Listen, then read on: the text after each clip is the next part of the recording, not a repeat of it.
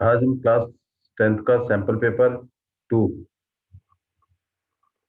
के question number 17 से start करेंगे। 16 तक हम पुरानी वीडियो में बना चुके हैं। क्वेश्चन नंबर जो 17 है वो हमारा क्या है, केस स्टडी का। इसमें आपको कितने क्वेश्चन दिए होंगे, 5। एक क्वेश्चन के 5 सब पार्ट दिए होंगे। उन सब 5 में से आपने 4 पार्ट करने हैं और हर एक पार्ट एक एक नंबर का है। Read the following and answer any 4 question. आपने क्या करना है, इस पैसेज को पढ़ना है और उसके बाद आंसर देना है। Sanjay studied about the blood circulation in human being. Sanjay ने ब्लड सर्कुलेशन के बारे में पढ़ा, जो ह्यूमन बीइंग में ब्लड सर्कुलेशन होता है, कि ब्लड कैसे सर्कुलेट होता है, उसके बारे में पढ़ा। He wanted to observe the flow of blood. वो क्या चाहता था, वो ये ऑब्जर्व करना चाहता था कि ब्लड कैसे फ्लो होता है। And was about to cut his finger a bit. उसने क्या करा, अपनी उंगली थोड़ी सी उसने कट कर दी। जब उसने कट कर दी तो कट करने के बाद suddenly he realised that this could be fatal. Means अगर हल्का सा भी कट कर दिया जाए तो ये बहुत बड़ा भयानक रूप ले सकता है, नुकसान है। तो इसके कुछ पार्ट दिए गए। ये इस क्वेश्चन में डायग्राम नहीं दिया हुआ है, डायग्राम केवल आपको समझाने के लिए बताया गया है। इसीलिए क्वेश्चन को ध्यान से देखिए, डायग्राम को ध्यान से देखिए, ताकि आपके क्वेश्चन आराम से हो जाए। यहाँ पर ये हार्ट है। हार्ट के हमारे 2 चैम्बर हैं, एक लेफ्ट और एक राइट। लेफ्ट के 2 पार्ट है, एक लेफ्ट और ऑरिकल बोलते हैं या एट्रियम बोलते हैं, एक लेफ्ट वेंट्रिकल बोलते हैं। दूसरा राइट के भी 2 पार्ट हैं, राइट एट्रियम और राइट वेंट्रिकल। ये जो मेरा लेफ्ट का जो पार्ट है, इसमें प्योर ब्लड होता है। इसमें क्या होता है, प्योर ब्लड फ्लो होता है। ये क्या होता है, प्योर ब्लड। और राइट में हमेशा कौन सा ब्लड होता है, इम्प्योर ब्लड होता है। क्या होता है, impure. Impure means D oxygenated blood. अब जो ब्लड है हमारे पास जो ब्लड सर्कुलेट होता है इन ह्यूमन बीइंग में, कैसे सर्कुलेट होता है, इसका मतलब पल्मोनरी वेन्स वेन्स और अर्टरीज दोनों क्या है, ब्लड वेसल्स है। Veins, arteries and capillary are blood vessels. Blood vessels जिनमें ब्लड फ्लो होता है। पल्मोनरी वेन्स वो ब्लड वेसल्स हैं जो ब्लड को रिसीव करती हैं, means it receive the pure blood. Pulmonary veins receive pure blood कहां से, फ्रॉम लंग से। लंग से pure blood pulmonary vein receive करती है और फिर ये ब्लड लेफ्ट एट्रियम में आता है और लेफ्ट एट्रियम के बाद ये लेफ्ट वेंट्रिकल में आता है। इसका मतलब लेफ्ट पार्ट में, लेफ्ट एट्रियम और लेफ्ट वेंट्रिकल में हमारा प्योर ब्लड फ्लो होता है और ये लंग्स से होते हुए पल्मोनरी वेन में आता है और फिर एट्रियम में आता है। फिर लेफ्ट वेंट्रिकल से होते हुए ये क्या होता है, अरोटा से होते हुए टू बॉडी पार्ट में, बॉडी के सब पार्ट में, सब सेल में जाता है। अरोटा से प्योर ब्लड कहाँ जाता है, बॉडी के हर पार्ट में जाता है। इसका मतलब अरोटा क्या हमारा आर्टरीज है। कौन सी है, arteries. Largest arteries is aorta. और अरोटा वो ब्लड वेसल्स है, मींस लार्जेस्ट आर्टरीज है, और इसमें प्योर ऑक्सीजनेटेड ब्लड है, जिसमें प्रेशर क्या होता है, काफी ज्यादा होता है, और जिसमें कार्बन डाइऑक्साइड की मात्रा सबसे कम होती है। अरोटा जो हमारा लार्जेस्ट आर्टरीज है, विच कैरी द ब्लड कहां से, फ्रॉम हार्ट से, कहां से, टू द कहां, टू ऑल बॉडी पार्ट। और इसमें जो है प्योर ऑक्सीजन होता है और कार्बन डाइऑक्साइड की मात्रा इसमें कम होती है। और इसमें प्रेशर क्या होता है, ज्यादा होता है, क्योंकि इसने ब्लड को पूरे पार्ट में पहुंचाना होता है। और इसमें जो आर्टरीज हमारी वो ब्लड वेसल्स हैं जिसकी थिकनेस वेन से क्या होती है, कम होती है, जिसकी थिकनेस क्या होती है, वेन से कम होती है। और इनके जो गैप होता है, जो सर्कुलर गैप होता है, वो क्या होता है, कंपेरेटिवली कम होता है, किससे, वेन से। इसका मतलब अरोटा या आर्टरीज में ब्लड ब्लड कम फ्लो होता है लेकिन हाई प्रेशर होता है, इसलिए इसमें वॉल्व की जरूरत होती है। लेकिन वेन में ब्लड की मात्रा ज्यादा होती है और इसकी जो गैप, जो होल होता है, जो लेम्यून होता है, वो क्या होता है, बहुत ज्यादा होता है, जिसमें ब्लड प्रेशर क्या होता है, कम होता है। और ब्लड प्रेशर कम होने की वजह से इसमें वॉल्व नहीं होते। जब ये बॉडी पार्ट में जाता है, बॉडी पार्ट से होते ब्लड क्या होता है, मिक्स होता है, तो इस ब्लड में कार्बन डाइऑक्साइड मिक्स होता है। वो जो इम्प्योर ब्लड है या डीऑक्सीजनेटेड ब्लड है या कार्बन मिक्स ब्लड है, वो क्या होता है वीना कावा से होते हुए किस में आता है, वीना कावा से होते हुए राइट एट्रियम में आता है। किस में आता है, राइट एट्रियम में। वीना कावा हमारी लार्जेस्ट वेन है। लार्जेस्ट वेन वीना कावा ब्लड, इम्प्योर ब्लड को रिसीव करती है, कहां से, फ्रॉम ऑल बॉडी पार्ट से, फ्रॉम ऑल बॉडी पार्ट से। राइट एट्रियम से होते हुए राइट वेंट्रिकल में आता है। राइट वेंट्रिकल से ब्लड जो है हमारा किसमें जाता है? पल्मोनरी आर्टरीज में। पल्मोनरी आर्टरीज से होते किसमें जाता है? लंग्स में। क्या जाता है? लंग्स में। इसको पल्मोनरी आर्टरीज क्यों बोला गया? क्योंकि ये वो आर्टरीज है जो ब्लड को प्योर होने के लिए भेजती है, और पल्मोनरी वेन्स वो वेन्स है जो प्योर ब्लड रिसीव करता है, प्योर ब्लड रिसीव करता है। ये हमारा हार्ट का है, और इसमें वॉल होते हैं। वॉल क्या होते हैं? वेन्स में वॉल होते हैं। क्यों? क्योंकि they prevent the backflow of blood. क्यों? क्योंकि इसमें ब्लड प्रेशर कम होता है, और जबकि वर्टरीज में वॉल नहीं होते। क्यों? क्योंकि इनका प्रेशर ऑलरेडी क्या होता है? ज्यादा होता है इसमें, और इसलिए इसकी वॉल क्या होती है? थिक होती है। किसकी? आर्टरीज की वॉल थिक होती है एज कंपेयर टू वेन, ताकि वो रप्चर ना हो हाई ब्लड प्रेशर की वजह से। अब मूव करते हैं क्वेश्चन जो दे रखे हैं। पहला क्वेश्चन, अब आपके क्वेश्चन आराम से सॉल्व हो जाएंगे जो भी आप इसमें देखोगे। First question, what is the correct sequence of blood flow in human being? Blood flow human being में क्या होगा? लेफ्ट ऑरिकल लेफ्ट वेंट्रिकल से लंग में आता है? नहीं, क्योंकि लंग्स लेफ्ट वेंट्रिकल से लंग्स में नहीं जाता। कहाँ जाता है? टू बॉडी पार्ट में। तो पहला नहीं है। Left auricle left ventricle right नहीं है। Right auricles right ventricles left, right auricles right ventricle, right auricles से राइट वेंट्रिकल में, राइट वेंट्रिकल से किस में जाएगा? लंग्स में जाता है। किसके थ्रू? थ्रू द, किसके थ्रू जाता है? थ्रू पल्मोनरी आर्टरीज के थ्रू। किस में जाता है? लंग्स में। फिर ब्लड कहाँ आता है? लंग्स से होते हुए किस में आता है? लेफ्ट ऑरिकल में। और लेफ्ट ऑरिकल में किसके थ्रू आता है? पल्मोनरी वेन्स में। पल्मोनरी वेन से आता है लेफ्ट वेंट्रिकल। तो हमारा आंसर क्या है इसका? डी है। डायग्राम, इसमें आपका डायग्राम दे रखा है। डायग्राम में क्या कह रहा है देखिए, हमारे पास ये डायग्राम है जिसमें 1 2 3 4, ये हमारा क्या है? दिस 4 लेफ्ट, ये लेफ्ट वेंट्रिकल है। इसका मतलब ये क्या है? Pure blood. इसका मतलब लंग से प्योर ब्लड रिसीव किया किसने? पल्मोनरी वेन ने। ये क्या है? Pulmonary vein. और लेफ्ट ऑरिकल से होते लेफ्ट वेंट्रिकल से बाहर जा रहा है। तीसरा कहां पर? मींस अरोटा से होते हुए बॉडी पार्ट में। अरोटा से होते हुए बॉडी पार्ट में। फिर बॉडी पार्ट से ब्लड किस में आया? वीना कावा में। किस में आया? वीना कावा। वीना कावा लार्जेस्ट वेन। फिर वीना कावा से राइट अट्रियम में, राइट वेंट्रिकल में। राइट वेंट्रिकल से फिर किस में गया? वो पल्मोनरी आर्टरी से बाहर, और किस में गया? वो लंग्स में फॉर प्यूरिफिकेशन के लिए। तो इसका मतलब carry blood, what is the function of the number of blood vessel? Blood vessels क्या है? Means the vessels in which the blood is pass, और वो तीन है: वेन्स, आर्टरीज और capillaries. Carry blood to the body, body में जो blood को ले जाता है वो कौन है? इसका मतलब आर्टरीज कौन सी? आर्टरीज कौन सी? ये आपकी अरोटा। और वो कौन सा है? 3। तो 3 कौन सा है? ये 3 है। इसका मतलब carry blood to lungs, lungs में कौन ले जाता है? लंग्स में हमारा, लंग्स में जो ब्लड ले जाएगा वो क्या ले जाएगा? Pulmonary arteries, pulmonary arteries. ये A1। इसका मतलब आंसर क्या है इसका? 3 1 डी आंसर है इसका। इसका मतलब लंग्स फ्रॉम लंग्स, लंग्स से क्या होगा? 4। इसका मतलब पल्मोनरी वेन्स। और blood from the body, body से, फ्रॉम बॉडी से 2 नंबर वीना कावा। The table show the characteristic of the blood in one blood vessels of the body. कौन सी कैरेक्टरिस्टिक? जिसमें ऑक्सीजन की मात्रा सबसे ज्यादा होती है। ऑक्सीजन की कंसेंट्रेशन सबसे ज्यादा कहाँ होती है? 3 में होती है। किस में होती है? 3। और 3 का नाम क्या है बेटे? अरोटा। क्या है? अरोटा। ऑक्सीजन की मात्रा सबसे ज्यादा अरोटा में, कार्बन डाइऑक्साइड कम होता है, और प्रेशर क्या होता है? ज्यादा।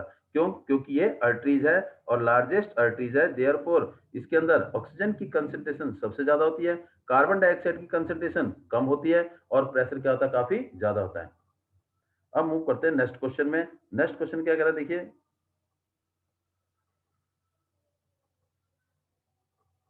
The colour of the blood is red due to the presence of, जो ब्लड का जो कलर रेड है वो किसकी वजह से? It is due to the presence of haemoglobin. किसकी वजह से? Haemoglobin. B, red colour of the blood is due to the haemoglobin. और हीमोग्लोबिन क्या है? इसका मतलब रेस्पिरेटरी पिगमेंट भी है। इसका मतलब ऑक्सीजन जो सबसे ज्यादा अट्रैक्ट करता है, मिलाता है अपने साथ, वो कौन है?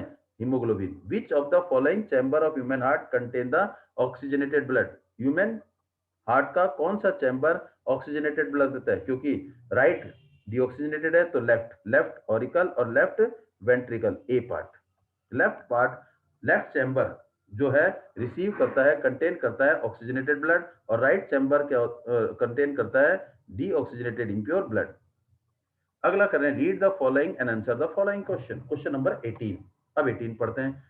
अ साल्ट ऑफ, साल्ट क्या, साल्ट का बनता है जब हम एसिड और बेस को रिएक्ट करें। जब एसिड प्लस बेस को हम मिलाते हैं तो क्या बनता है, salt and water. Salt and water, ये जो सॉल्ट है उसकी नेचर एसिडिक भी हो सकती है, उसकी नेचर बेसिक भी हो सकती है, उसकी नेचर न्यूट्रल भी हो सकती है। जो सॉल्ट है वो एसिडिक भी हो सकता है, वो क्या हो सकता है, बेसिक भी हो सकता है। सॉल्ट एसिड भी हो सकता है, बेस भी हो सकता है और न्यूट्रल भी हो सकता है।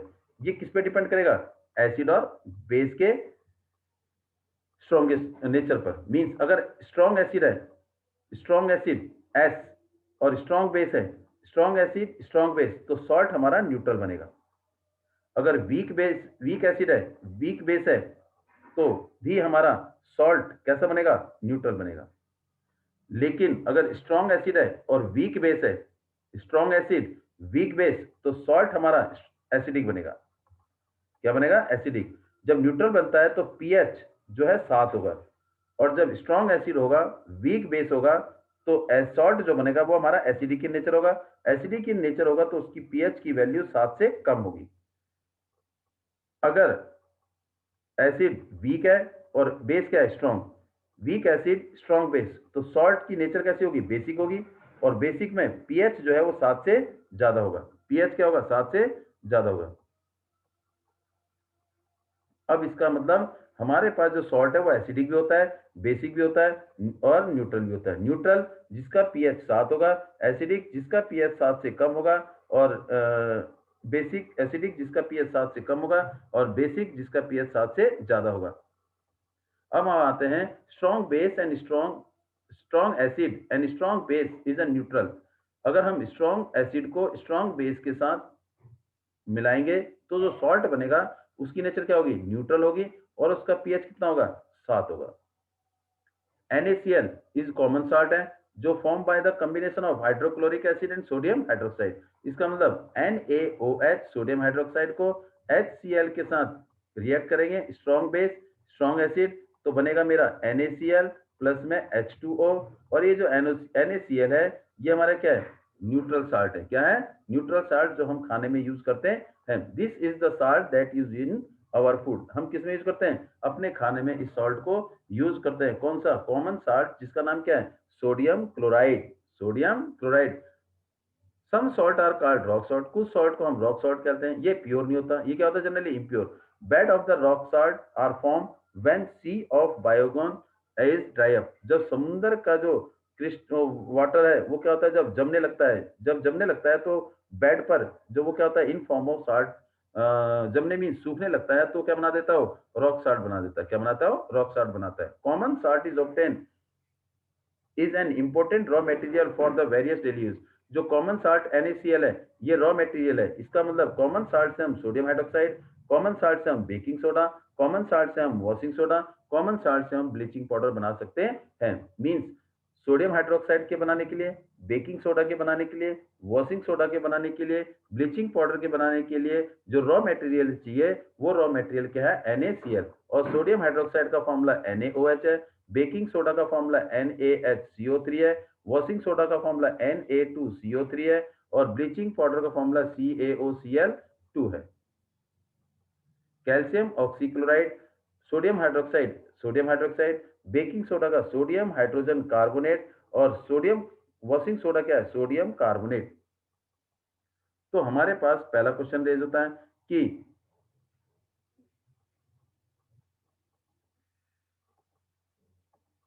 विच of the following does not form acidic salt. Acidic salt कौन सा नहीं बनाता। तो एसिडिक साल्ट बनाते कौन से हैं, जब एसिड क्या हो, स्ट्रांग हो। एसिड क्या हो, स्ट्रांग हो। जब एसिड स्ट्रांग होगा तो साल्ट एसिडिक होगा। और जब बेस स्ट्रांग होगा, जब क्या होगा, बेस स्ट्रांग होगा, या एसिड क्या होगा, वीक होगा। वीक एसिड प्लस में स्ट्रॉन्ग बेस, तो क्या बनेगा, सॉल्ट। और सॉल्ट की नेचर क्या होगी, बेसिक होगी। क्या होगी, बेसिक, एसिडिक नहीं होगी। तो इसमें कौन सा है, इसका मतलब phosphoric acid, carbonic acid, hydrochloric acid, sulphuric acid strong है, हाइड्रोक्लोरिक एसिड स्ट्रॉन्ग है, कार्बोनिक एसिड और फॉस्फोरिक एसिड दोनों क्या है, वीक है। लेकिन phosphoric acid is comparatively stronger than the carbonic acid. मतलब अगर हम कंपेयर करें फॉस्फोरिक एसिड और कार्बोनिक एसिड में, तो जो सबसे कमजोर एसिड है वो कौन सा है, carbonic acid. Phosphoric acid carbonic acid से थोड़ा ज्यादा स्ट्रांग है, तो इसका मतलब एसिडिक सॉल्ट किस में नहीं बनाएगा, इसका मतलब कार्बोनिक एसिड में। तो इसका आंसर क्या है, B. Which of the following salt had no water of crystallization. Water of crystallization का मतलब क्या है, इसका मतलब water of crystallization means fix number of water molecule, fix number of water molecule present in a 1 mole of salt. In 1 mole of salt, 1 mole of salt में जितने water molecule present होते हैं उसे हम वाटर ऑफ क्रिस्टलाइजेशन कहते हैं। इसका मतलब fix number of water molecule present in 1 mole of salt means जितने भी वाटर मॉलिक्यूल 1 मोल सॉल्ट में प्रेजेंट होते हैं उसे हम क्या बोलते हैं, water of crystallization. Blue vitriol, ये क्या है, कॉपर सल्फेट डॉट 5H2, इसका मतलब इसमें 5 मॉलिक्यूल ऑफ वाटर है, इसका मतलब water of crystallization is 5। Washing soda NaHCO, नहीं Na, washing soda Na2CO3 washing soda में वाटर ऑफ क्रिस्टलाइजेशन है, देखते हैं बेटे Na2CO3, और इसमें कितने होते हैं 10H2O। बेकिंग सोडा NaHCO3 होता है, जिप्सम CmSO4.2H2O, इसका मतलब इसमें भी वाटर ऑफ क्रिस्टलाइजेशन है, इसमें भी वाटर ऑफ क्रिस्टलाइजेशन है, इसमें भी वाटर ऑफ क्रिस्टलाइजेशन है। इसमें 5 वाटर ऑफ क्रिस्टलाइजेशन है, इसमें 10 molecule of water of crystallization है, इसमें 2 वाटर ऑफ क्रिस्टलाइजेशन है। तो इसका मतलब किसमें नहीं है, सी में। बेकिंग सोडा में कोई वाटर ऑफ क्रिस्टलाइजेशन नहीं है। Formula of baking soda K2CO, कोई नहीं है, KHCO3 नहीं है, ये अभी अपने क्या बेकिंग सोडा, तो कौन सा आंसर है इसका, C. Which of the following is treated with chlorine to obtain the bleaching powder. Bleaching powder हमें बनाना है तो क्लोरीन को किसके साथ रिएक्ट करेंगे, जब कैल्शियम हाइड्रोक्साइड में क्लोरीन पास करते हैं, man chlorine gas is pass over a slack line. जब क्लोरीन गैस स्लैक लाइन में पास करेंगे तो हमारा क्या बनेगा, CaOCl2 ब्लीचिंग पाउडर प्लस में वाटर। ये ब्लीचिंग पाउडर हमारा कब बनता है, जब क्लोरीन गैस स्लैक लाइन में पास होगा। इसका मतलब कौन सा आंसर है, बी आंसर है। विच of the following salt, salt mean acid plus base, for removing the permanent hardness of water. Hardness of water, water में जो हार्डनेस है वो किसकी वजह से, जो हार्डनेस है वो क्या है, किसकी वजह से, कैल्शियम और magnesium ions, due to the presence of ions. और ये हार्डनेस किसकी वजह से, वॉशिंग कैसे हम रिमूव कर सकते हैं, washing soda, baking soda, bleaching powder या सोडियम हाइड्रोक्साइड। केवल washing soda is used, washing soda is used to remove the permanent hardness of water from the from the given water. Permanent hardness को remove करने के लिए हम washing soda use करते हैं, Na2CO3। हमारा अगला क्वेश्चन है, देखिए क्वेश्चन नंबर 19, ये भी क्या है हमारा केस स्टडी के क्वेश्चन है, 5 क्वेश्चन 4 करने हैं। Read the following answer and any 4 question. The resistance, पहला रेसिस्टेंस क्या है, रेसिस्टेंस जिसका सिंबल ये है, means resistance is the property of a conductor which resist the flow of current, जो करंट के फ्लो को रोकने की कोशिश करता है, ये प्रॉपर्टी है। और जो रोकता है उसे हम क्या बोलते हैं, resistor. Resistance is the property of a conductor which resist the flow of current, जो करंट के फ्लो को रोकने की कोशिश करता है, उस प्रॉपर्टी को हम रेसिस्टेंस बोलते हैं, और जो रोकता है उसको हम कंडक्टर को रेसिस्टर बोलते हैं। There are 2 method of joining the together, 2 तरीके हैं, एक सीरीज में, ये रहा एंड टू एंड सीरीज में, ये पैरेलल में। जब हम सीरीज में जोड़ते हैं तो जो करंट आई सर्किट में फ्लो रहा है, जितना करंट इस सर्किट में, इसमें भी करंट सेम रहेगा, तीनों में करंट सेम रहेगा। इस सीरीज में करंट सेम रहता है, इन सीरीज आई सीरीज और ये क्या पैरेलल, 2 कॉम्बिनेशन है, पैरेलल और सीरीज। पहला करंट आई, आई सीरीज में सेम और पैरेलल में करंट डिफरेंट, डिफरेंट। और V, इसमें क्या रहता है, V वोल्टेज सीरीज में डिफरेंट रहती है, और इसमें क्या होता है, सेम रहता है। अगर हम I लें तो I टोटल जो सर्किट में वही इंडिविजुअल रेसिस्टर में, इसमें क्या होता है, V is equal to V1 plus V2 plus V3, लेकिन इसमें करंट होता है I is equal to I1 plus I2 plus I3, ये ऐसे होता है। इसका मतलब इसमें वोल्टेज अलग अलग है, करंट सेम है। Ammeter is used to measure the current, V is the potential difference used to measure the potential difference, voltage voltmeter, ये क्या है, रियोस्टेट, वेरिएबल रेसिस्टेंस। ये 3 रेसिस्टर हैं जिसमें करंट क्या है, अलग अलग है, इसका वोल्टेज क्या होगा, पोटेंशियल डिफरेंस क्या होगा, सबका सेम। ये क्या है, की की मीन्स विच क्लोज और ओपन द सर्किट, जो सर्किट को तोड़ता है और सर्किट को जोड़ता है। It show the electric current means I, electric current means rate of flow of charge. Rate of flow of charge is known as current. Which three resistors are R1, R2, R3 respectively? जोड़ दिया है, ये series है, ये parallel है, ये क्या है पैरेलल। और आपको बता दिया सीरीज में करंट सेम, पोटेंशियल डिफरेंस अलग, formula V is equal to V1 plus V2 plus V3, parallel में current different, potential difference same, इसमें current I is equal to I1 plus I2 plus I3, और इसमें R क्या होता है, R is equal to R1 plus R2 plus R3, और इसमें जो 1 upon R is equal to 1 upon R1 plus 1 upon R2 plus 1 upon R3। इसका मतलब इसमें V सेम रहता है, इसमें I सेम है respectively end to end in series. जब एंड टू एंड करेंगे, रेसिस्टेंस को एंड टू एंड जोड़ेंगे तो सीरीज में आएगा। While the combination of the resistance, तीन रेसिस्टेंस को जोड़ा, connected together at point X and Y, तीन रेसिस्टेंस को, एक रेसिस्टेंस, दो रेसिस्टेंस, तीन रेसिस्टेंस को एक ही कॉमन पॉइंट पर जब हमने जोड़ा तो उसे हम बोलेंगे पैरेलल। इसका मतलब जब एंड टू एंड जोड़ेंगे रेसिस्टेंस को, जब एंड टू एंड जोड़ेंगे, जैसे एक रेसिस्टेंस ये हमारे पास रेसिस्टेंस 1 और एक, ये 2 और ये 3, इसका मतलब जब end to end mean A B C D E और ये एफ, ये मेरे पास क्या है, एक रेसिस्टेंस ही है ए बी, तो इसका मतलब सी डी को जोड़ना है, तो यहाँ पर क्या होगा, सी आ जाएगा। तो सी जब बी को कॉन्साइड करेगा तो डी, और डी को कॉन्साइड कौन करेगा, ई, ये एंड टू एंड, तो ये सीरीज हो गया। और जब तीनों को हमने क्या कर दिया, ए के बी के दूसरे रेजिस्टेंस तीसरे, एक कॉमन पॉइंट पर जोड़ दिया, एक कॉमन पॉइंट पर जोड़ दिया, तो ये क्या बन जाएगा हमारा पैरेलल। जब एंड टू एंड जोड़ेंगे तो सीरीज, और जब एक कॉमन पॉइंट पर जोड़ेंगे तो क्या बन जाएगा हमारा पैरेलल कॉम्बिनेशन। और बाकी आपको बता दिया है कि सीरीज में, फिर दोबारा देखिए, सीरीज में करंट सेम रहता है, पोटेंशियल डिफरेंस अलग अलग रहती है, और जिसका टोटल रेजिस्टेंस क्या होता है, R is equal to R one plus R two plus R three. और पैरेलल में करंट डिफरेंट रहता है, पोटेंशियल डिफरेंस सेम, और I is equal to I one plus I two plus I three, one upon R is equal to one upon R one plus one upon R two plus one upon R three. In series combination the resistance क्या होता है, R is equal to R one plus R two plus R three, ऐसी होता है।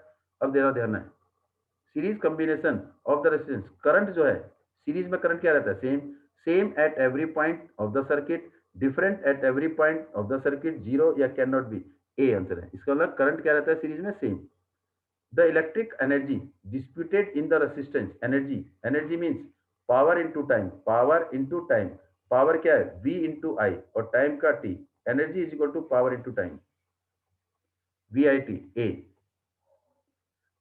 Third, E five resistor each of value is 0.2 ohm, R five resistor हैं, इसका मतलब N is equal to 5, और एक रेसिस्टेंस मेरे पास कितना है 0.2 ओम है, दोनों 0.2 ओम है, 5 रेसिस्टेंस है, किस में जोड़ा, उसको सीरीज में जोड़ दिया। What will be the resultant resistance, R is, ये आर है, इसका मतलब R one, 5 resistance, R one is equal to R two is equal to R three is equal to R four is equal to R five, 5 resistance है। देखिए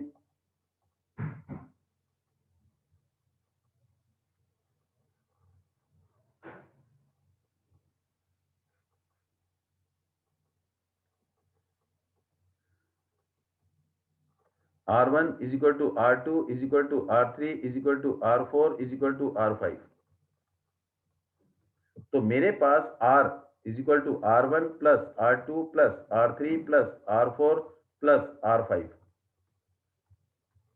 तो R is equal to 0.52 plus में 0.2 plus में 0.2 plus में 0.2 plus में 0.2, तो R is equal to 0.2 into में 5 is equal to 1, और ये क्या आएगा ओम, 1 ओम।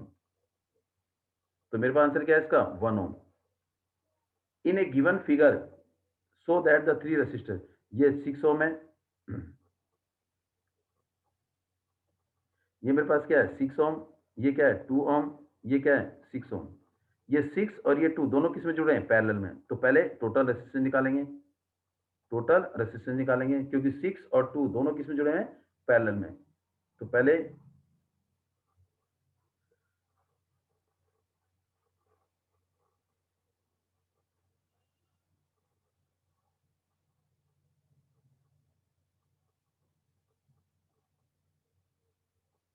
ये मैंने ले लिया R1, is equal to 6 ohm, R2 is equal to 2 ohm, then R3 is 6 ohm. R1 and R2 दोनों 6 ohm and 2 ohm they are connected in parallel.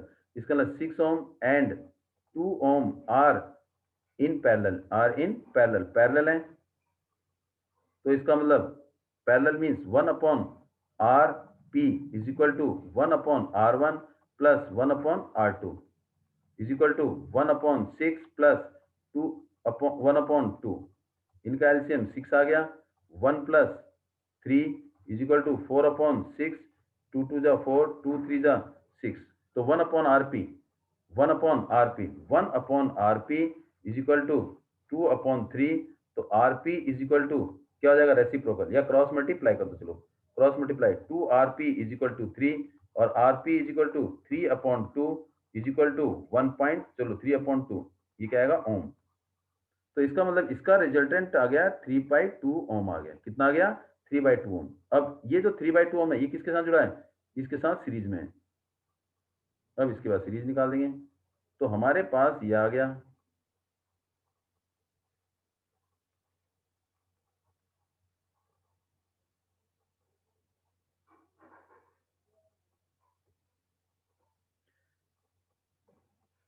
RP and R3 R in series में जोड़ दिया तो RP कितना है, 3/2।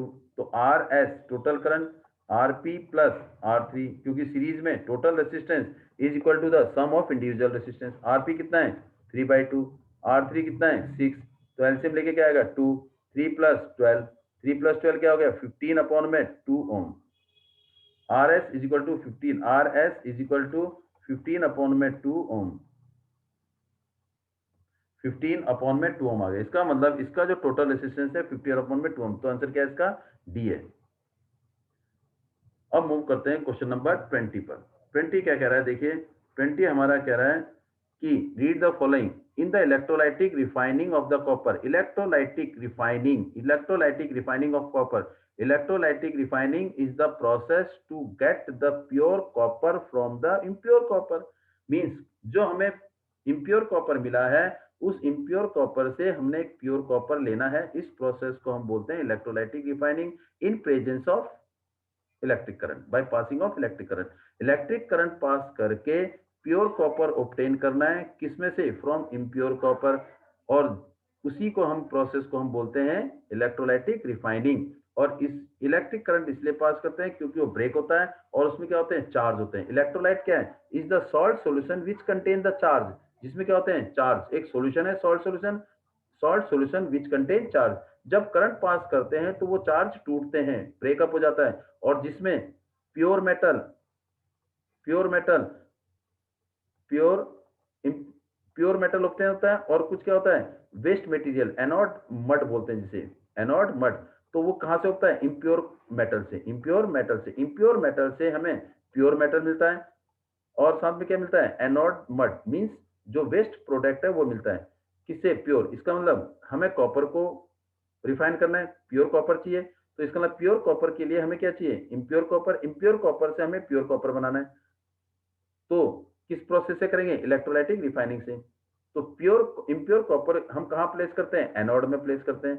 और pure copper कहां होता है, कैथोड में। इसका मतलब जब रिफाइनिंग करेंगे तो प्योर कॉपर हमारा कलेक्ट होगा कहां पर, कैथोड में। और इम्प्योर को हम लेते हैं एज ए एनोड रॉड। और जहां इंप्योरिटी रह जाती है, नीचे जो इंप्योरिटी बचती है ड्यूरिंग द इलेक्ट्रोलाइटिक रिफाइनिंग, उसे हम बोलते हैं एनोड मड बोलते हैं। क्या बोलते हैं, एनोड मड। देखिए ध्यान से इधर, सॉल्यूशन एसिडिफाइड कॉपर सल्फेट। इसका मतलब जो हमने इलेक्ट्रोलाइट सॉल्यूशन लिया वो लिया copper sulphate, CuSO। There is an anode and cathode, refining carried out by passing of electric current. इसका मतलब हमने एक वेसल लिया, इस वेसल में हमारे पास दो रॉड हैं, एक एनोड और एक कैथोड। जो हमारा कैथोड है वो प्योर होगा, प्योर रॉड होगा। Pure rod means pure copper. It act as a pure rod, जिसमें प्योर कॉपर कलेक्ट होगा वो हमारा कॉपर होगा। और एनोड हमारा क्या है, जिसमें इम्प्योर कॉपर कलेक्ट होगा। क्या होगा, इम्प्योर कॉपर कलेक्ट होगा। इसका मतलब इम्प्योर रॉड लेंगे, उसमें करंट पास करेंगे। ये जो सॉल्ट सॉल्यूशन है क्या है, कॉपर सल्फेट। जब करंट पास करेंगे तो इसका मतलब इस कॉपर में, इस इम्प्योर कॉपर में से कॉपर क्या होगा, निकलेगा, डिजोल्व होगा, किस में डिजोल्व हो जाएगा, इस सॉल्यूशन कॉपर सल्फेट के सॉल्यूशन में डिजोल्व हो जाएगा। इस कॉपर सल्फेट में सॉल्यूशन में डिजोल्व होने के बाद जो प्योर कॉपर है, वो तो कैथोड में जमा हो जाएगा, और जो इम्प्योरिटीज है वो नीचे बेस पर जमा हो जाएगी, और इसे हम इम्प्योरिटीज को बोलते हैं एनोड मड। इसका मतलब इम्प्योर कॉपर में से जो कॉपर है वो पहले किस में जाएगा, salt solution mean electrolyte solution में जाएगा। फिर इलेक्ट्रोलाइट सॉल्यूशन से जो प्योर कॉपर है वो किस में कलेक्ट होगा, कैथोड में कलेक्ट होगा, और जो इम्प्योरिटीज है वो नीचे कलेक्ट हो जाएगी एट द बेस, जिसे हम क्या बोलेंगे, एनोड मड।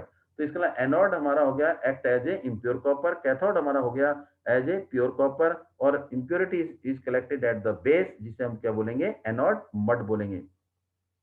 जब हम इलेक्ट्रोलाइसिस प्रोसेस करते हैं तो एनोड, जो हमारी कॉपर की जो रॉड है, प्योर कॉपर की रॉड है या कैथोड है, वो मोटी होती जाएगी, और ये क्या होती जाएगी, पतली होती जाएगी। क्यों, क्योंकि इसमें से कॉपर निकलेगा। तो अब हम क्वेश्चन का सॉल्यूशन ढूंढते हैं। पहला क्वेश्चन कह रहा है हमारा, द एनोड, एनोड आपने बताया it act as a pure copper, तो कौन सा होगा, प्योर स्ट्रिप, इम्प्योर, इम्प्योर है, कौन सा है, impure copper, B. Next, anode is mud consist, anode mud क्या बता आपने, इंप्योरिटीज, कौन सी, insoluble impurities, insoluble impurities, soluble impurities, pure metal, impure metal, कौन सा है, A. Which of the following is defined by electrolytic salt solution से by passing of electric current, कौन से करते हैं, गोल्ड, कॉपर, जिंक या potassium, copper and gold, copper and zinc, B और सी, बी और सी। On passing of electric current copper is deposit, जब current pass होता है तो एनोड जो इंप्योरिटीज है उसमें से कॉपर निकलता है, कॉपर जो प्योर कॉपर है वो कहाँ जमा होता है, कैथोड में जमा होता है, कहाँ जमा होता है, कैथोड में। विच of the following four metal is displace from the solution from its salt and the other three metal, इसका मतलब कौन सा मेटल किसको डिस्प्लेस करता है, इसका मतलब हाई रिएक्टिव मेटल डिस्प्लेस करता है किसको, लो रिएक्टिव मेटल को।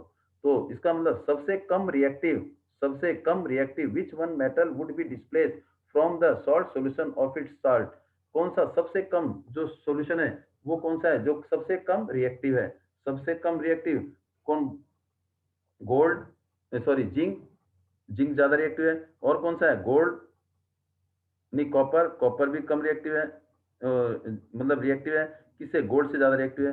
तो सबसे कम कौन सा है, गोल्ड, और ये सिल्वर, सिल्वर क्या होता है, विच one metal will be displace from the salt solution, तो कौन सा हो जाएगा, displace gold is the salt solution by other three metals, silver is comparatively reactive है ज्यादा किससे, गोल्ड से, तो सबसे कम रिएक्टिव कौन सा है, gold.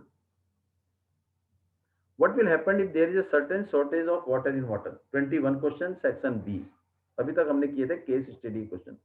Section B, what will happen if the sudden change sudden shortage of water in the body, अगर हमारी बॉडी के अंदर पानी की कमी हो जाती है तो हमें प्यास ज्यादा लगती है, लेकिन अगर पानी अवेलेबल नहीं है तो व्हाट विल हैपन, जो हमारा नेफ्रॉन है, जो नेफ्रॉन है, अगर अचानक पानी की कमी बॉडी के अंदर हो जाती है तो नेफ्रॉन जो है वो क्या करता है, जो उसने फिल्टर किया था लिक्विड को, उस फिल्टर लिक्विड में से उस पानी को क्या करता है, रीअब्जॉर्ब करता है, क्या करता है, it reabsorb the water from the filtrate, जो उसने फिल्टर किया था फिल्ट्रेट सॉल्यूशन में से उसने वाटर को क्या करेगा, दोबारा एब्जॉर्ब करेगा, रीअब्जॉर्ब करेगा, जिससे बॉडी के अंदर पानी की रिटेन या कमी पूरी हो सके, means reabsorption of from the filtrate solution by the nephron, nephron क्या करेगा, फिल्ट्रेट सॉल्यूशन से रीअब्जॉर्ब करेगा लिक्विड को, वाटर को, और फिर जिससे पानी की कमी पूरी हो सके। What is the difference between arteries और वेन्स, अभी आपने पढ़ा arteries and veins are,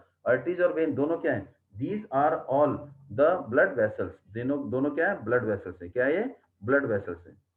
arteries ठीक होती है, वेन थिन होती है, आर्टरीज का जो होल गैप है वो कंपैरेटिवली कम होता है, और वेन्स का जो डायमीटर है वो गैप क्या होता है, ज्यादा होता है, इसमें प्रेशर ज्यादा होता है आर्टरीज में, और वेन्स में प्रेशर, ब्लड प्रेशर कम होता है, इसमें वॉल, वेन में वॉल होते हैं और आर्टरीज में वॉल नहीं होते। ये ब्लड को, आर्टरीज ब्लड को क्या ले जाता है, हार्ट, मतलब हार्ट से लंग्स में ले जाता है, या बॉडी से कहाँ आता है, लंग्स में, ओ आइए हार्ट की तरफ ले जाते हैं। देखो वेन्स क्या करते हैं, ब्लड को रिसीव करते हैं, आर्टरीज ब्लड को भेजता है, ये क्या होता है, इसी तरह से सेंडर कहलाता है, क्या कहलाता है, सेंडर, और ये क्या कहलाता है, रिसीवर, कलेक्टर, इसे बोलते हैं रिसीवर, रिसीवर भी बोलते हैं या कलेक्टर भी बोलते हैं, it collect the blood. Blood कहां से कलेक्ट करता है? फ्रॉम द लंग से और फ्रॉम द बॉडी पार्ट से। और ये सेंड करता है कहां पर? लंग्स में भेजता है, लंग्स में भेजता है और बॉडी पार्ट में भेजता है। इसका मतलब फ्रॉम हार्ट, हार्ट से आर्टरीज में आया, तो इसका मतलब ये क्या है? कैपिलरीज। फिर क्या है? वेन, वेन से क्या है? ये वेन क्या है? टू द ब्लड है। देखो इसका मतलब it carry the blood away from the heart. They are thick wall and narrow lumen. Narrow lumen का मतलब है गैप क्या है?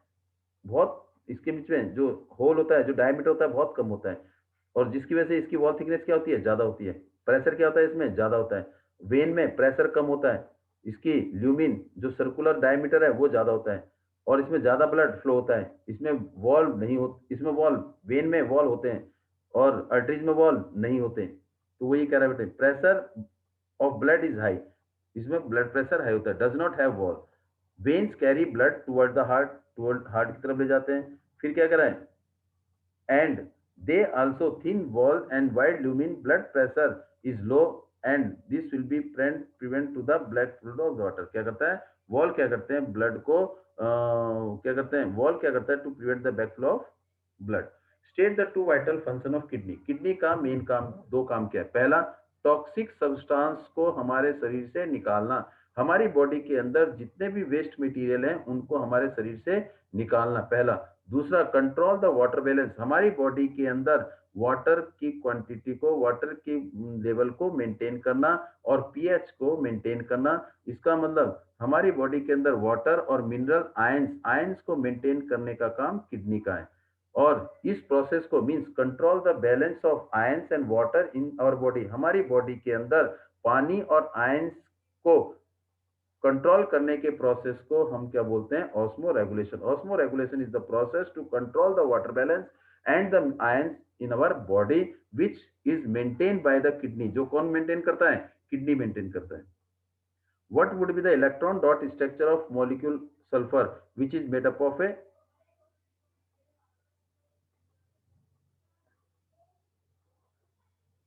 एस8? एस मीन सल्फर, सल्फर के 8 मॉलिक्यूल, 1 2 3 4 5 6 7 8। 1 6 सल्फर के एटॉमिक नंबर 16 होता है। Configuration K L M 2 8 6। Outer motion में कितने सेल? 6। देखो 1 2 3 4 5 6, सॉरी 1 2 3 4 5 6, ये सल्फर के हैं। 1 2 3 4 5 6, ये वाले सल्फर के देखो 1 2 3 4 5 6। इस वाले सल्फर के 1 2 3 4 5 6। फिर ये सल्फर के 1 2 3 4 5 6।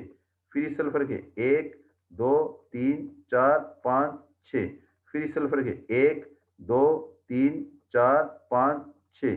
फिर इस वाले सल्फर के 1 2 3 4 5 6। ये वाले सल्फर के 1 2 3 4 5 6। सबके 6 हो गए। अब 8 करने, देखो ध्यान से, यहां से स्टार्ट करते हैं।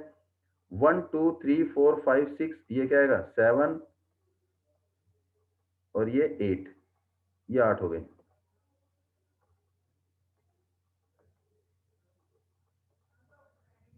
1 2 3 4 5 6 7 8, ये भी 8 हो गए। फिर 1 2 3 4 5 6 7 8, ये 8 हो गए। इसका मतलब ये दोनों कंबाइन हो गए, सिंगल कोवेलेंट बॉन्ड, ये दोनों कंबाइन हो गए, सिंगल कोवेलेंट बॉन्ड। फिर ये देखो, ये 8 हो गए। इसका मतलब एक सल्फर का एक इलेक्ट्रॉन दूसरे सल्फर के एक इलेक्ट्रॉन से क्या कर रहा है? शेयर कर रहा है, ये 8 हो गए। फिर ये देखिए, ये 8 हो गए। 1 2 3 4 5 6 7 8, ये सल्फर इसका, ये इलेक्ट्रॉन इसका है, ये इलेक्ट्रॉन इसका है, तो दोनों जुड़ गए, ये आ गया। फिर ये इलेक्ट्रॉन इसका है, ये इलेक्ट्रॉन इसका है, तो ये क्या हो गए? ये 8 हो गए। ये इलेक्ट्रॉन इसका, ये इलेक्ट्रॉन इसका, ये देखो, ये दोनों इलेक्ट्रॉन आपस में हो गए सिंगल कोवेलेंट बॉन्ड। फिर ये देखिए, ये वाला इलेक्ट्रॉन इसका है, तो ये इसके साथ ऐसे आ जाएगा। ये सल्फर इसका, ये इस वाले सल्फर का इलेक्ट्रॉन, ये इस वाले सल्फर का, तो ये क्या होगा सिंगल। फिर 1 2 ये आ गया, 3 4 5 6 7 8, ये नहीं, ये आ गया 8, 1 2 3 4 5 6 7 8, 8 हो गए। तो इसका मतलब क्या हो गया, S 1 S 3 4 5 6 7 और ये 8, और ये क्या बनाता है, एक से क्राउन किंग बनाता है, S8 single covalent bond polyatomic ion. With the help of chemical equation, chemical equation की हेल्प से एक्सप्लेन करिए कि how soda as fire extinguisher help to put out a fire, कि आग कैसे बुझाता है सोडा फायर एक्सटिंग्विशर। देखिए ध्यान से, ये हमारे पास सोडा फायर एक्सटिंग्विशर का डायग्राम है। ये हमारे पास क्या है, बोतल है, क्लीन बोतल, इसमें क्या है, सोडियम हाइड्रोजन कार्बोनेट NaHCO3, और यहाँ पर क्या है, ये टेस्ट ट्यूब है, इसमें क्या है, HCl, क्या है, HCl नहीं sulphuric acid, H2SO4। Ignition tube mean test tube भी कहते हैं, जिसका टेम्परेचर क्या होता है, काफी ज्यादा है, मतलब ज्यादा टेम्परेचर पे टूटती नहीं है। थ्रेड बांध रखा है इग्निशन ट्यूब को, ट्यूब है, ये ट्यूब है जिसमें से गैस निकलती है, और ये गैस क्या नाम है, नोजल के थ्रू बाहर निकलती है। कौन सी गैस निकलती है देखते हैं। जैसे ही नॉब को दबाएंगे, नॉब को प्रेस किया, नॉब को प्रेस करते ही ये जो सल्फ्यूरिक एसिड है, ये किसके साथ, सोडियम हाइड्रोजन कार्बन डाइऑक्साइड के साथ जुड़ जाएगा, रिएक्ट करेगा। जब रिएक्ट करेगा तो क्या होगा, रिएक्शन, रिएक्ट करेगा, कंबाइन होगा तो रिएक्शन होगा। रिएक्शन मीन्स ये क्या होगा, हमारा बेस कार्बोनेट, और ये क्या एसिड, तो क्या बनेगा, salt water and carbon dioxide. क्योंकि हमने पढ़ा है कि कार्बोनेट और बाइकार्बोनेट कभी भी एसिड के साथ रिएक्ट करते हैं। Reaction of carbonate and bicarbonate with acid, acid का कार्बोनेट और बाइकार्बोनेट के साथ अगर रिएक्शन होता है तो हमेशा कार्बन डाइऑक्साइड गैस रिलीज होती है, और ये कार्बन डाइऑक्साइड गैस अगर हम लाइम वाटर में पास करते हैं तो किसमें कटन कर देती है, मिल्की में। और दूसरा, जो कार्बन डाइऑक्साइड गैस है वो क्या करती है, help to extinguish the fire, fire आग को बुझाने के काम भी आती है। तो इसका मतलब कार्बोनेट और बाइकार्बोनेट जब भी किसी एसिड के साथ रिएक्ट करते हैं तो कार्बन डाइऑक्साइड रिलीज करते हैं। तो इसका मतलब कौन सी गैस निकलेगी इसमें से, कार्बन डाइऑक्साइड। और ये क्या बना देता है, एक ब्लैंकेट बना देता है, एक लेयर बना देता है, किसके ऊपर, एक फायर के ऊपर। फायर जैसे ही आग के ऊपर हम ये फायर एक्सटिंग्विशर, जब इसको नॉब को दबाएंगे तो कार्बन डाइऑक्साइड निकलेगी, तो वो उस आग के ऊपर एक परत सी, एक ब्लैंकेट सी, एक चादर सी बना लेता है, जिससे वजह से ऑक्सीजन की लेयर, ऑक्सीजन का रास्ता अंदर आग में मिक्स होने से क्या होता है, बच जाता है, मींस कट कर देता है ऑक्सीजन, उसके पास ऑक्सीजन के, ऑक्सीजन को मिलने नहीं देता, वो ऑक्सीजन को आग से कंबाइन नहीं होने देता, क्योंकि ऑक्सीजन क्या करता है, supporter of the gas, oxygen की प्रेजेंस में आग और जोर से लगती है। तो कार्बन डाइऑक्साइड क्या करता है, प्रिवेंट द ऑक्सीजन, ऑक्सीजन की सप्लाई को कट कर देता है, prevent the supply of oxygen, oxygen को आग में मिलने से रोक देता है। कौन, कार्बन डाइऑक्साइड। और वो कार्बन डाइऑक्साइड रिलीज कब हुआ, जब सोडियम कार्बोनेट बाइकार्बोनेट ने सल्फ्यूरिक एसिड के साथ रिएक्ट किया। तो वही कह रहे हैं, soda gas extinguisher contain sodium hydroxide, sodium sorry sodium bicarbonate या sodium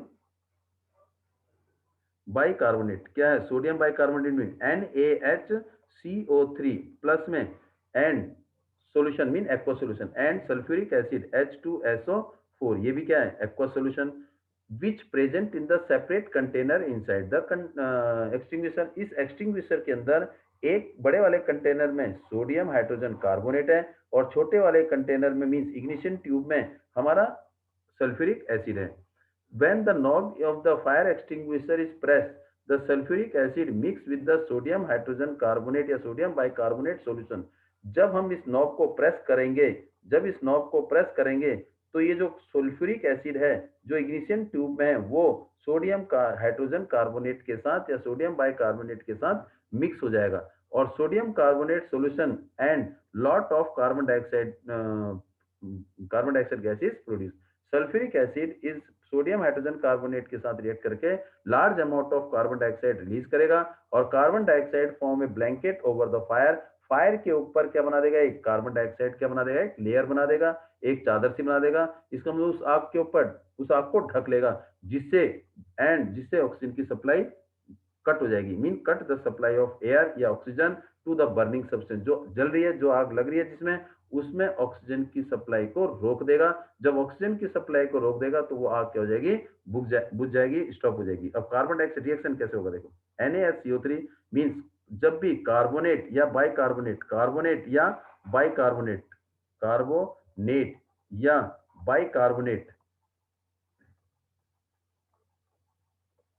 react with acid form salt, carbon dioxide and water, ये रिलीज करता है। तो यहाँ क्या बनेगा, सॉल्ट किसका, Na2SO4 प्लस में CO2 और प्लस में H2O। अब इसको क्या करेंगे, बैलेंस।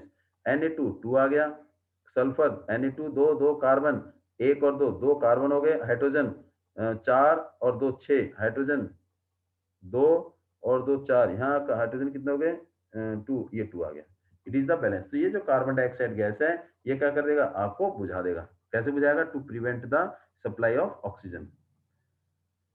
और ray is passing through the centre of curvature of a spherical mirror. एक स्पेरिकल मिरर है, तो ये क्या है हमारे पास, ये प्रिंसिपल एक्सिस है, ये C और ये F और ये P। हमें पता है कि कोई भी लाइन अगर सेंटर ऑफ कर्वेचर से पास होगी तो सेंटर से इस के कर्व तक जो डिस्टेंस होगा वो रेडियस होगा। क्या होगा, रेडियस। और रेडियस किसी भी इसके कर्व के टेंजेंट पर क्या होता है, परपेंडिकुलर होता है।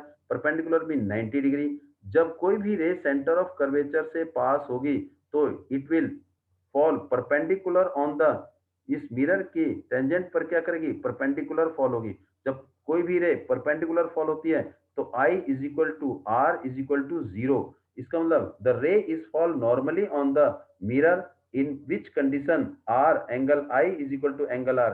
I R के बराबर होगा और वो 0 के बराबर होगा। जब 0 के बराबर होता है तो इसका मतलब bouncing back retrace the same path. इसीलिए जब कोई भी लाइन, कोई भी रे ऑफ लाइट अगर सेंटर ऑफ कर्वेचर से पास होगी तो it retrace the same path, because in this condition I is equal to R is equal to 0 and it mean it fall normally on the surface of the mirror।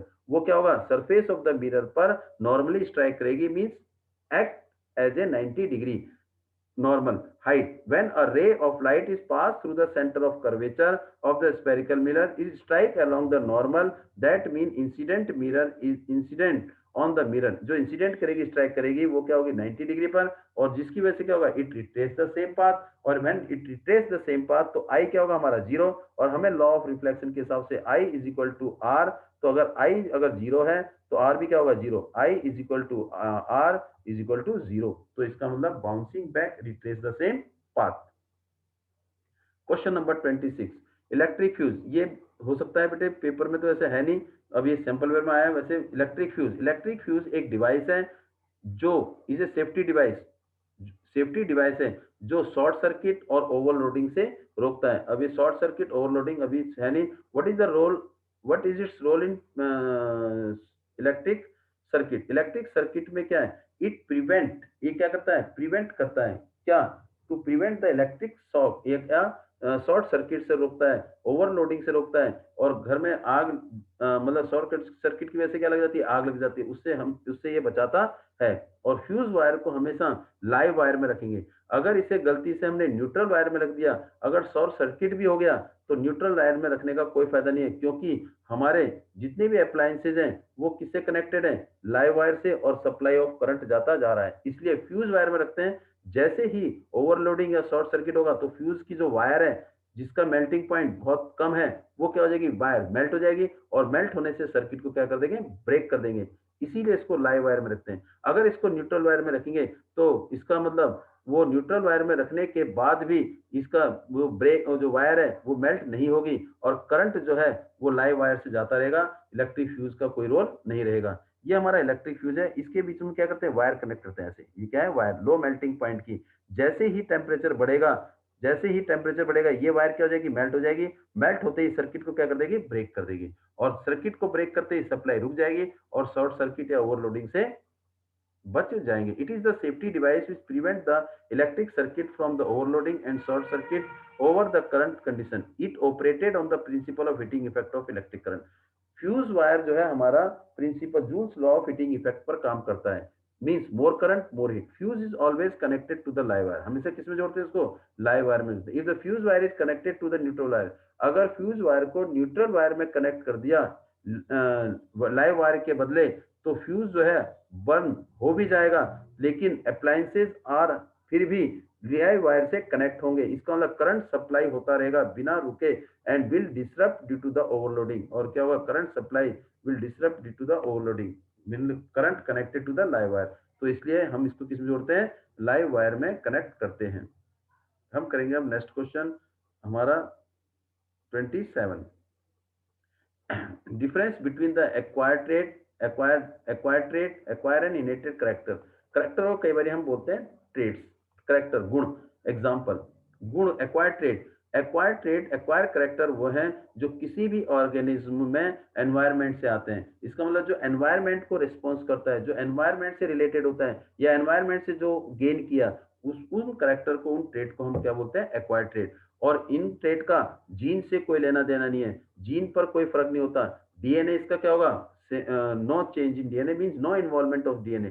क्यों? क्योंकि environment से इसमें changes आए हैं। Can not pass from the one generation to another generation. जब इसका मतलब जो ट्रेट, जो करेक्टर आए एनवायरनमेंट से हैं और जो जीन की वजह से नहीं आए, जब जीन की वजह से नहीं आए तो करेक्टर एक लेवल से दूसरे लेवल में या एक जनरेशन से दूसरे जनरेशन में पास नहीं होंगे। और एग्जांपल स्विमिंग और साइकिलिंग। स्विमिंग और साइकिलिंग का जीन से कोई मतलब नहीं है। स्विमिंग और साइकिलिंग हमने कहां से सीखी? इस एनवायरनमेंट में, इस एटमॉस्फेयर में आके। तो इसका लिए जो हमें स्विमिंग और साइकिलिंग का जो गुण मिला वो हमें किससे मिला? एनवायरनमेंट से मिला। तो ये कौन सा ट्रेट कहलाएगा? हमारा एक्वायर्ड ट्रेट कहलाएगा। और इसमें जीन का कोई रोल नहीं है। जबकि इनहेरिटेड ट्रेट्स, जो ट्रेट्स क्या करेंगे? हमारे पुराने प्रीवियस जनरेशन से ट्रांसफर हुए। Means the traits, the character जो एक जनरेशन से दूसरे जनरेशन में ट्रांसफर हुए। जब एक जनरेशन से दूसरे जनरेशन में ट्रांसफर हुए, मीन फादर से सन में ट्रांसफर हुए, तो करेक्टर जो है पेरेंट्स से किसमें आए? ऑफस्प्रिंग में। तो इसका मतलब जो गुण पेरेंट्स में थे वो किसमें आए? उसमें ऑफस्प्रिंग में आए, उनके बच्चे में आए। किसके थ्रू? थ्रू द जीन के थ्रू। तो इसका मतलब इसमें डीएनए और जीन इन्वॉल्व है। जब डीएनए और जीन इन्वॉल्व है तो ऑटोमेटिकली एक जनरेशन से दूसरे जनरेशन में ट्रांसफर हुए। Means inherited character are inherited, character are transfer from parents to offspring. माँ बाप से बच्चों में ट्रांसफर हुए, और जिसकी वजह से क्या होगा? इसे हम क्या बोलते हैं? Inherited trait. इसमें एनवायरनमेंट, एटमॉस्फेयर का कोई इन्वॉल्वमेंट, कोई करेक्टर इसमें नहीं है। They are completely related to the gene. Gene की चेंजेस से पेरेंट्स से ऑफस्प्रिंग में आएंगे। Example curly, red curly hair, brown eyes, these are all character are transfer from parents. तो इसे बोलेंगे हम inherited traits. And this is the 27 question and the remaining question from this sample paper हम अगले करेंगे next video में। And आज तक आपके यहाँ तक हो गया बेटे। Thanks for today. Please like, share and subscribe.